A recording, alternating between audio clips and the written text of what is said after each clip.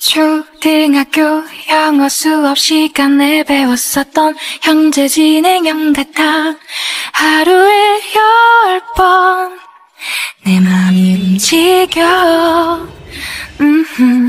이상하고 아름다운 느낌이 좋아. Hello everyone, আসসালামু আলাইকুম, welcome back to my channel. তোমরা অনেকেই কমেন্টসে আমাকে রিকোয়েস্ট করেছিলা যে বাংলাদেশের একটা দিন তোমরা দেখতে চাও, আমি কি করি না করি, সময় কিভাবে কাটাই। তো আজকে তোমাদের সাথে এটাই শেয়ার করব। আমি আসার পর থেকে মায়ের বাড়ি আর শ্বশুর বাড়ি এভাবেই আমার দিনকাল কাটতেছে। বাপের বাড়ি থাকলে আমরা 3 বোনের সকাল হলেই কিছু না কিছু কাহিনী শুরু হয়। আমি ওয়েট করতে থাকি ওরা স্কুল আর কলেজ থেকে কখন বাসায় আসবে। আসার পর এখানে ওখানে ঘোরাঘুরি করি, তারপরে টুকটাক জিনিসপত্র বানাই, আর মাঝে মাঝে ছোট ছোট ভিডিও ক্লিপস নেই যেগুলো আমি শর্টসে তোমাদের সাথে শেয়ার করি। এখানে আমি ছাদে গিয়েছিলাম, দেখি জবা ফুলের কলিগুলো আসছে, এগুলো সব ফুটলে কত সুন্দর লাগবে। তারপর নিচে এসে আম্মুর কাছ থেকে এই ভর্তা বানানোটা শিখতেছি। তোমাদের কার কার আমার মতন ভর্তা খেতে পছন্দ এটা কমেন্টে জানাতে ভুলবা না। এবার আসার পর আম্মুর হাতের এত মজা মজা ভর্তা খেয়ে আমি ডিসাইড করে রেখেছি এখান থেকে আমি অবশ্যই সবকিছু শিখে যাব, যেন শ্বশুর বাড়িতে যে এরকম মজার মজার বানিয়ে খাওয়াতে পারি। আর ওয়েদারের তো কোনো ঠিক ঠিকানা নাই, কিছুক্ষণ রোদ থাকে, কিছুক্ষণ বৃষ্টি। আর এখানে আমি পটল ভর্তা বানাচ্ছিলাম। পটলগুলা কেটে এটার সাথে মরিচ, পেঁয়াজ আর আদা একসাথে করে দিয়ে সিদ্ধ করি। পানিটা শুকায় ফেলার পর অল্প একটু তেল দিয়ে ভাজা ভাজা করে তারপর ওটা ব্লেন্ড করে ফেলি। আর বেটার হয় যদি পাটায় বাটা হয়, তাহলে সেটার টেস্ট আরও বেড়ে যায়। এখানে আমি পটল ভর্তা বানাতে যেয়ে এই ব্লেন্ডারই নষ্ট করে ফেলি, যাই হোক তারপরেও হয় কোনো মতে। এখানে আমি ড্রাগন ফল খাচ্ছিলাম। আর কোরিয়াতে না সবসময় সাদা রঙের ওটা পাওয়া যায়, এই লালটা এই বাংলাদেশে আসার পর থেকেই আমার খাওয়া হতেছে। এটা ছিল আমার দুপুরের লাঞ্চ, পটল ভর্তা সাথে লেবু আর মাছ আর ডালের তরকারি। এই নেইলস আর হলো ফিঙ্গার রিংগুলার আমি একসাথে ছবি তোলার পর তোমরা আমার ইনবক্সে এসে জিজ্ঞেস করতেছো যে এগুলার প্রাইস কত বা কিভাবে অর্ডার করব। এটা আমার পেজের না, এটা হচ্ছে মনি শাইন অ্যান্ড স্টাইল পেজের। এই নেইলসগুলা 3টা শেডের আর কোয়ালিটিও অনেক ভালো। এটা হচ্ছে আরেক দিনের ভিডিও। আমরা বোনরা মিলে ডিসাইড করি আমরা সবাই মিলে একটা ভালো জায়গায় যাব ঘুরতে, আর আমরা যাত্রা বিরতি এই জায়গাটা সিলেক্ট করি। প্লেসটা দেখতে খুব সুন্দর ছিল, কিন্তু ওখানে যারা কাজ করে স্টাফদের বিহেভিয়ারগুলো আমার তেমন একটা ভালো লাগেনি। প্লেসটা ছবিতে যেমন বড় মনে হয়, এটা রিয়েলে দেখতে অনেক ছোট। খাবার ভালো ছিল, কিন্তু যে প্লেসের মধ্যে স্টাফদের বিহেভিয়ার ভালো না, ওখানে খাবার যতই ভালো হোক ওই প্লেসটা তো ভালো লাগবে না, এটাই স্বাভাবিক। তোমরা লং ভিডিওস দেখতে পছন্দ করো দেখে এখানে অনেক দিনের ভিডিওস একসাথে করা। একটা জায়গায় হাঁটতে বের হয়েছিলাম, ওখানে দেখি এরকম অনেকগুলো পাখি বিক্রি করতেছে, লাভ বার্ডগুলো এতটা কিউট। তারপর আরেকদিন চলে যাই আমার ফেভারিট প্লেস, এটা হচ্ছে জুস বারের দই ফুচকা। এটা এতটা মজা, এত খাওয়া দাওয়ার পর শরীরেরও তো খেয়াল রাখতে হয় বলো। তাই আমি চলে যাই আরেকদিন বিকালে ছাদে হাঁটতে। ছাদে যেয়ে দেখি ওয়েদারটা আর আকাশটা তো ফুল পিকচার পারফেক্ট। তারপর নিচে এসে দেখি আমার জন্য মজাদার ফুচকা ওয়েট করতেছে। আমার বোনের কাহিনী দেখো, আমি তো এখানে খাওয়ার জন্য অস্থির আর ও এটাকে ডেকোরেট করা নিয়ে ব্যস্ত। মাঝে মাঝে কোরিয়াতে আমার এত ফুচকা খেতে মন চেত, নিজে যা ইচ্ছা তাই বানাতাম, কিন্তু কোনো সময় এরকম হতো না। যত যাই খেয়ে ফেলি না কেন, চিপস না খেলে মনে হয় কিছুই খাইনি। এখানে আলুজ আর ডিটোস আনা হয়েছিল, সেটাই আমরা মারামারি করে খাচ্ছিলাম। আমি ভিডিওসে ওদেরকে দেখাই না দেখে দেখো আমার ছোট বোনের অবস্থা।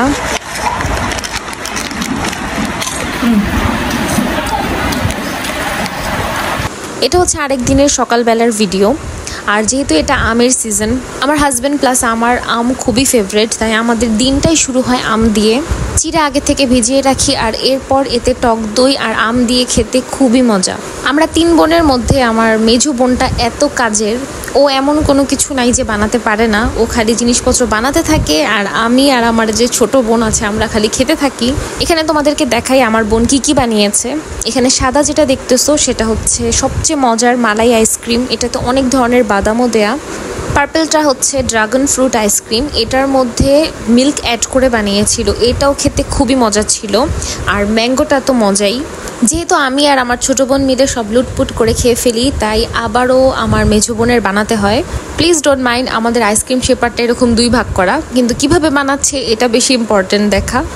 এটাতে ফার্স্টে চকলেট সিরাপটা দিয়ে দেয়, আর এরপর এটাতে অ্যাড করে মালাই দুধ, সাথে কিছু কিচমিচ আর বাদাম, তারপর এটাকে সেট করতে রেখে দেয়। এরপর দেখে আম্মু মুরগি ভুনা রান্না করতেছে, আর একদম সানলাইটটা প্রপার ছিল, তাই আমি রান্না করতেছিলাম না, জাস্ট ক্লিপ নেওয়ার জন্য আমি এভাবে নাড়াচাড়া করতেছিলাম।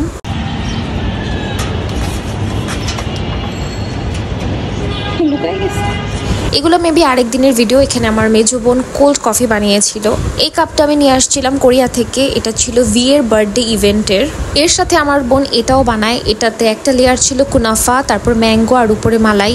যেহেতু আমার বোন এত মজার মজার জিনিস বানিয়ে খাওয়াচ্ছে, তাই আমারও উচিত টুকটাক কিছু বানানো। তাই আমি ইজিয়েস্ট যেটা সেটাই বানাচ্ছি। এটা ছিল বেসন আর সাথে অনেকগুলো ভেজিটেবল পাকোড়া।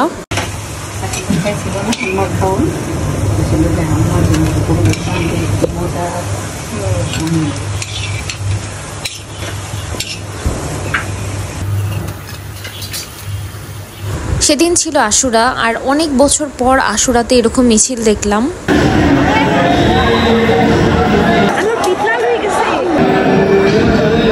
এটা হচ্ছে আরেক দিনের ভিডিও, যেদিন আমি শ্বশুরবাড়ি যাব।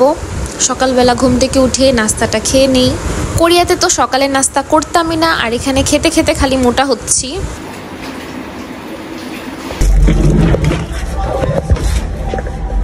শ্বশুরবাড়ি যাওয়ার পথে আরেকটা রিলেটিভের বাসা পড়ে, তো আমরা একটু থেমে একটা দোকান থেকে কিছু মিষ্টি নিয়ে নিচ্ছিলাম। এখানে বাবুটা আমাকে দেখে এভাবে চুটকি বাজানো শিখতেছিল। যেই আমি ভিডিওটা অন করি, তারপরে ও আর এটা ট্রাইও করেনি। তারপর এখানে আমি উবার সিএনজির জন্য ওয়েট করতেছিলাম। এখন এখান থেকে ডিরেক্টলি চলে যাব শ্বশুরবাড়িতে। আর রাস্তার মধ্যে কিছু কিউট জিনিস দেখে আমি আবারও দাঁড়িয়ে যাই। আর এগুলোর প্রাইস একটু বেশি ছিল, তাই আমি এখান থেকে কিছুই নেইনি।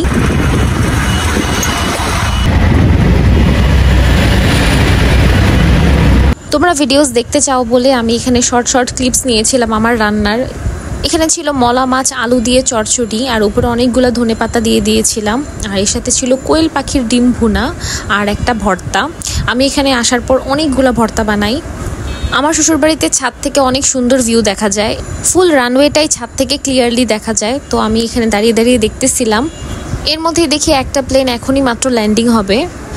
আমি তো দেখে অবাক হয়ে যাই, ছাদে এত ধরনের শাক সবজি, মানে পুরো ছাদ বাগান করে রাখা। এখানে দেখি অনেকগুলা ঢেঁড়স গাছ ছিল, আর সবগুলা গাছেই একটা করে ঢেঁড়স হয়ে আছে। ও অনেকগুলো মরিচ গাছ। এই গাছটা দেখে একদম মরিচ দিয়ে ভরে গিয়েছে, অনেকগুলা মরিচ ছিল।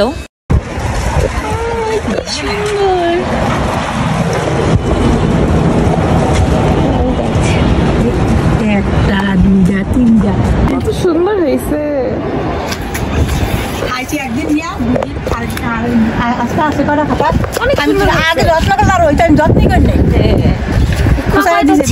কয়টা পাতা ছিলেন? ছিড়বেন নাকি পরে ছিড়বেন? কয়টা পাতা ছিড়বেন মনে করেন? নাও এটা দিয়ে নিচ্ছি। ছিড়বো, আমি একটা ছিড়বো। ছিড়ো ছিড়ো। কোনটা? এটা ছিড়বো? ছিড়ো ছিড়বা। ছিড়ো ছিড়ো বাজা বাজা আছে ঘরে দিয়ে নিচ্ছি। যে আছে কিছু পুঁইশাক পাতা ছিঁড়ার পর আমি আবারও দাঁড়িয়ে দাঁড়িয়ে ভিউ দেখতেছিলাম। আসলেও ভিউটা খুবই সুন্দর ছিল।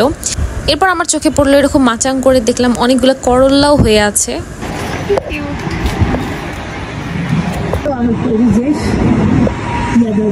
ওই যে ড্রাগন, এটা ড্রাগনের ফুল। ড্রাগনের ফুল সুন্দর। এখানে আমার শাশুড়ি আমাকে বলতেছিল যে এই পাতাগুলো আমি খাই কিনা। এগুলো হচ্ছে থানকুনি পাতা। এগুলো শিং মাছ দিয়ে ঝোল করলে নাকি খাওয়া যায়। সরাইতে হবে। মাশাআল্লাহ কত সুন্দর লেবু। কি করবো আমাদের এমনি ধরে হাই শুকনো শুকনো তুলো তুলো। ও ড্রাগনের ফুল ধরছে।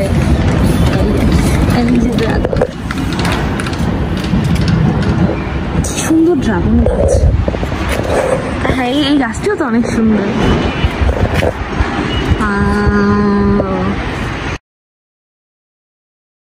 এরকম সুন্দর গাছ টাছ দেখে তারপরে আমি নিচে চলে আসি আর ভাবি যে কিছু সন্ধ্যার নাস্তা বানানো যাক। তো এখানে মোমোজ বানানোর প্রিপারেশন নিচ্ছিলাম। আমার ননাস আমার জন্য এরকম মানে মোমো যে শীট সেটা বানিয়ে দিয়েছিল। আমি ভেতরের স্টাফিংটা বানিয়ে আর এভাবে করে রেডি করে ফেলি। রান্নার কাজটা আমি মোটামুটি আস্তে আস্তে শিখতেছি, কিন্তু এই রুটি বেলা বা এই রুটি মথা এই কাজটা আমার কাছে মনে হয় পৃথিবীর মনে হয় সবচেয়ে কষ্টের কাজ।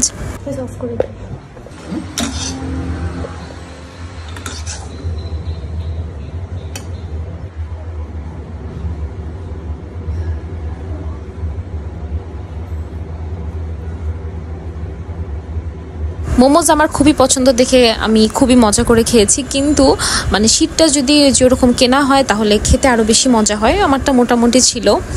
আর তারপর আবার অন্য আরেক দিনের এটা একটা শর্ট ক্লিপস। এখানে আমার শাশুড়িও কাজ করতেছিল, প্লাস আমিও। এখানে আমি মেবি পটল ভর্তা বানাচ্ছিলাম। এরপর থেকে তোমরা শুধু আমার কিছু কিছু রান্নার শর্ট ক্লিপসই দেখবা। তারপরে আমি এখানে বিরিয়ানি বানিয়েছিলাম। নর্মালি যখন আমি কোরিয়াতে এরকম বিরিয়ানি বা পোলাও এরকম কিছু বানাই, আমি সব কিছুই কুকারে বানানো হয়, তাই আমি পানির হিসাবটা একটু কম বুঝি। আমার ননাস আমাকে খুবই ভালোভাবে সব কিছু শিখিয়ে দিয়েছিল যে কিভাবে কি করতে হয়।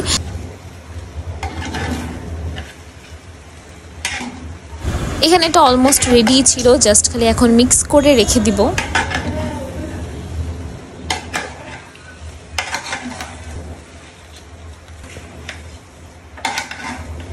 এটা মেবি আরেক দিনের ভিডিও ছিল, যেদিন আমি বরবটি ভর্তা বানিয়েছিলাম। আমার শাশুড়ির ভর্তা খুবই পছন্দ, তাই আমি প্রতিদিনই ট্রাই করতাম কিছু না কিছু ভর্তা বানানোর। এটা মেবি ছিল শক্ত মুরগি ভুনা। এই ভুনাটাও মোটামুটি মজাই হয়েছিল। এটা ছিল আরেক দিনের ভিডিও। সেদিন সন্ধ্যাবেলা আমি সেমাই রান্না করতেছিলাম। তো আমি মানে জানি কিভাবে কি করতে হবে, কিন্তু একটা থাকে না লাচ্ছা সেমাই আর লম্বা সেমাই থাকলে এটার পার্থক্যটা ভালো করে বুঝি না। তারপর আম্মুর কাছ থেকে ভালোভাবে জেনে এটা বানাই।